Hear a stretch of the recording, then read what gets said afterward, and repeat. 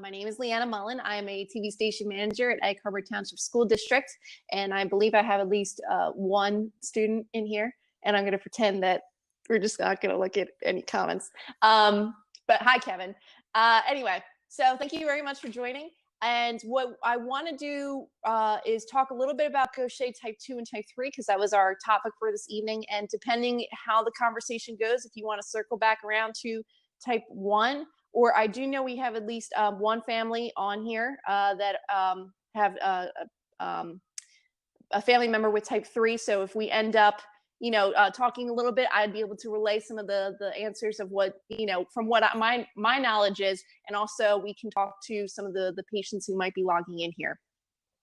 Okay, sorry, I just motor mouthed way too much trying to reiterate everything I probably said 6 times already.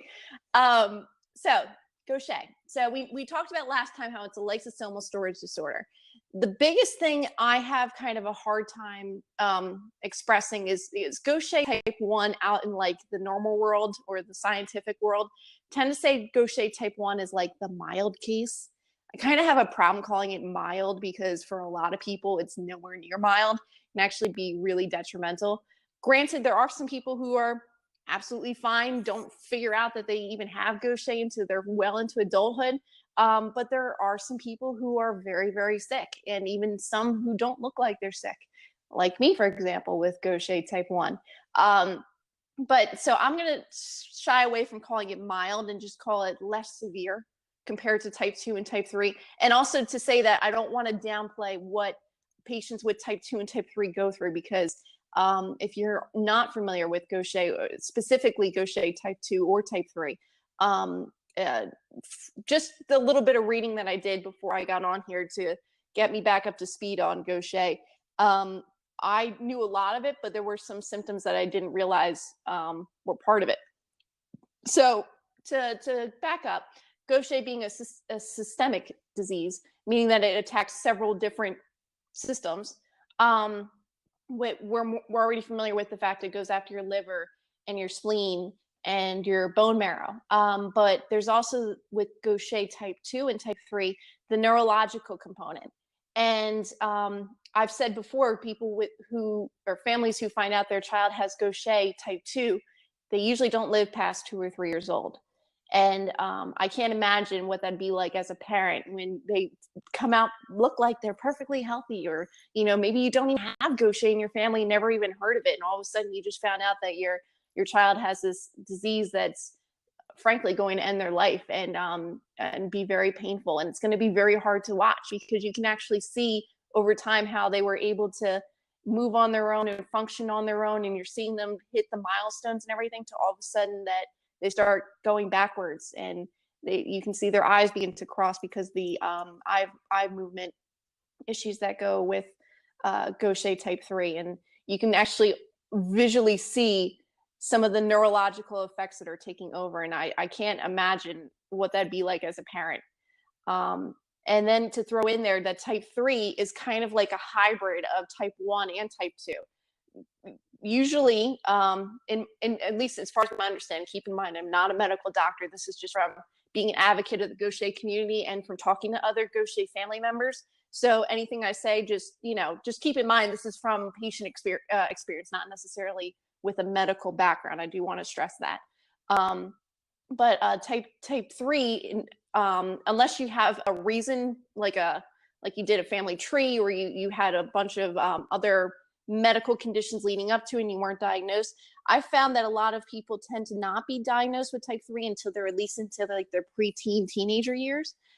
Because even as a type 1 patient, I wasn't diagnosed until I was 15. Had to think about that for a second. But going back to type 3. So keep in mind, same thing, they're hitting all their milestones, they're feeling fine, they're doing great, at least, as best as they can with having maybe some other medical underlying conditions, but they also have that neurological component, and they can suffer from seizures. They can end up with tracheotomies. And what I didn't realize until recently was Gaucher type 3 do actually have the option and opportunity to receive the same treatment as type 1, whether that be a infusion or another means of help. Usually it's an ERT, and I can explain that another time, but um, that only subsides the general, spleen involvement and maybe some of the bone involvement, but it doesn't actually do anything for the neurological involvement. What is encouraging, though, is there is currently a research study to see if there is a treatment that can maybe not necessarily reverse the effects, but slow down the effects of Gaucher type 3. Sorry, I'm already talking too much. But I think what I found most interesting in doing a little bit of this research is that with Gaucher, there's just so many different, like, the gamut is huge. Like, there can be people who are into their 70s and find out they have Gaucher. And then you can have family trees that go all the way back, especially in Jewish heritage, that, it's a common enough that your parents or aunts and uncles or your grandparents have Gaucher. And that's kind of, that can mean a lot of different things because Gaucher is very different.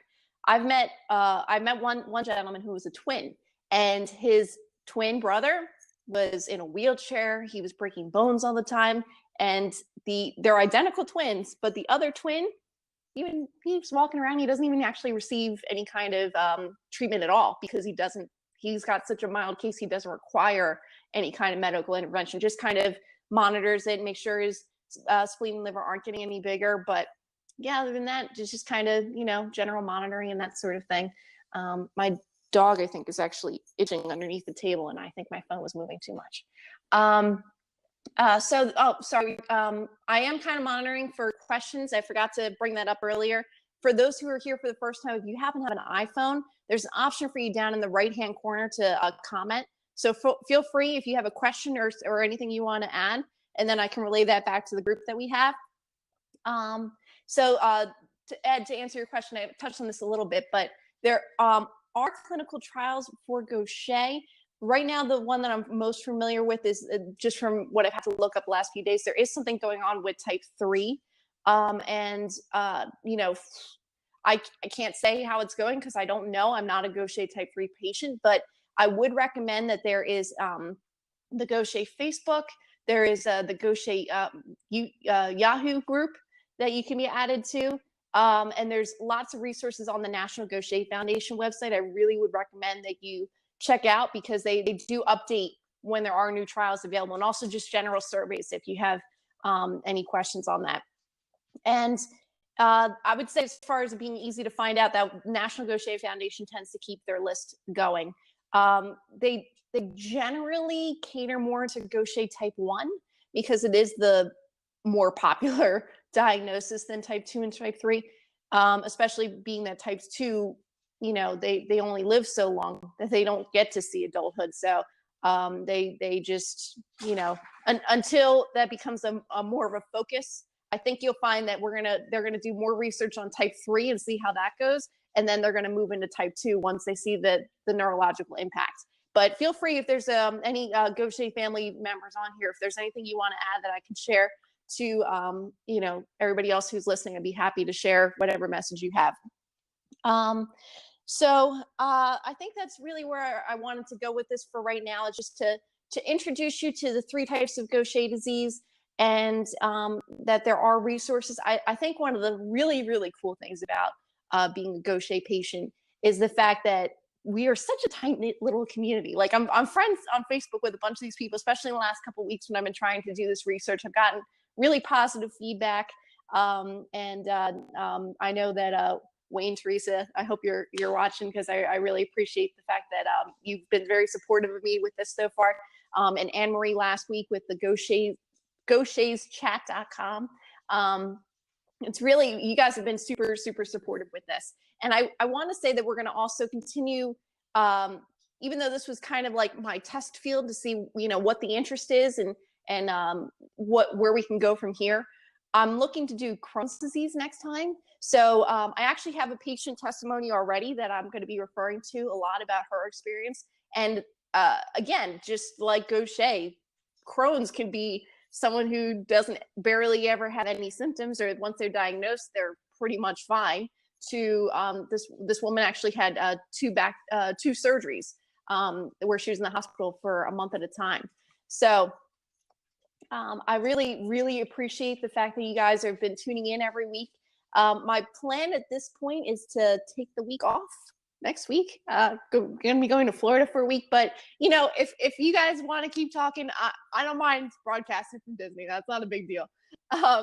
But I really want to thank you guys for tuning in, and most especially for the fact of the technical difficulties tonight. This has not happened before, and I'm very sure it was something I did wrong with my phone. I'll have to figure that out once I get offline. But if you guys have any questions or anything you want to add to this conversation, once we're done with the live chat, you can tweet me. I guess tweet me, right? I think that's the right term. Twitter. Hashtag rare15 chat. And I'm going to continue to monitor that. And we can also, it doesn't have to just be me talking. Feel free to, if there's something you want to talk about or answer someone else's question, I hope you'll jump right in there on Twitter. One other thing I wanted to just throw out there and say how much I'm thankful for is I was recently nominated for WeGo Health Activist Award. And I'm sure that's no small part to the fact that I've been able to share my story with you guys and be able to get your feedback. So thank you very much to whoever that lovely person was. And if I can do anything to help, or if you happen to know a family member or a friend who has a rare disease that you think I can reach out to and share that with our little chat here, I'd love to talk to them. And I think that's it for now, guys. So I'll see you maybe in Disney. Maybe I'll come on for a couple minutes just to say hi and show you some fireworks. But until next time, don't forget to subscribe to the next one, which will be Crohn's disease on Wednesday the 19th. All right. Thanks so much, guys. Have a good night.